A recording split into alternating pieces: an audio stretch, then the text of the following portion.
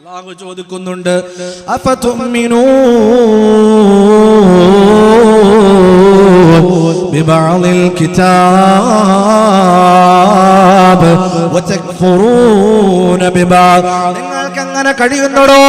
നിങ്ങൾക്കെങ്ങനെ കഴിയുന്നു ചെറുപ്പക്കാരാ? നിങ്ങൾക്കെങ്ങനെ കഴിയുന്ന സഹോദരീ സഹോദരാ?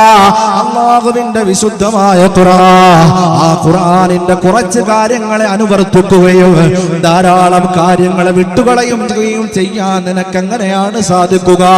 ഇല്ല ഇല്ല, കുറച്ചെടുക്കാനല്ല ഖുർആൻ, കുറച്ചിനെ തള്ളാനുള്ള പരിശുദ്ധ ഖുർആൻ. കുറച്ച് നിനക്ക് ഇഷ്ടമുള്ളത് എടുക്കുകയും ഇഷ്ടമില്ലാത്തതിനെ വലിച്ചെറിയുകയും അത് ചവട്ടുകൊട്ടയിലേക്ക് തള്ളിയെറിയുകയും ചെയ്യുന്ന ആധുനിക കാലഘട്ടത്തിന്റെ ഏറ്റവും വലിയ ആഭാസത്തിന്റെ നടുവിലാണ് ഞാൻ ഈ ആയത്ത് പറയുക. അല്ലാഹുവിന്റെ ഖുർആൻ 14 നൂറ്റാണ്ടുകൾക്കപ്പുറം പ്രഖ്യാപിച്ചത് ഏതാണ്? അഫതുമിനൂന ബിബഅദിൽ കിതാബ്. നിങ്ങൾക്ക് എങ്ങനെ കഴിയുന്നു മുസ്ലിമേ? നിങ്ങൾക്ക് എങ്ങനെ കഴിയുന്നു സഹോദരാ സഹോദരി? പരിശുദ്ധമായ ദീനിന്റെ കുറച്ചെടുക്കുകയും കുറച്ച് നിങ്ങൾ തള്ളിക്കളയുകയും ചെയ്യാൻ നിങ്ങളുടെ മനസ്സിനെങ്ങനെയാ സാധിക്കുക?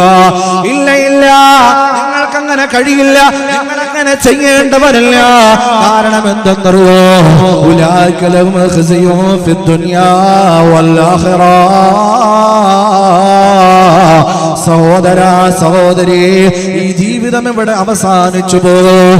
നാളെ പാരാവാരം പോലെ പരന്നു കിടക്കുന്ന ഒരു മഹിഷറ നമ്മുടെ മുന്നിൽ കടന്നു വരാറുണ്ട്. ഒരു ജീവിതം, യഥാർത്ഥകരമായ ജീവിതം നമ്മുടെ മുന്നിൽ സംജാതമാകാറുണ്ട്. ആ സമയത്ത് ഉലൈക ലഹും ഖിസ്യുൻ ഫിദ്ദുനിയാ,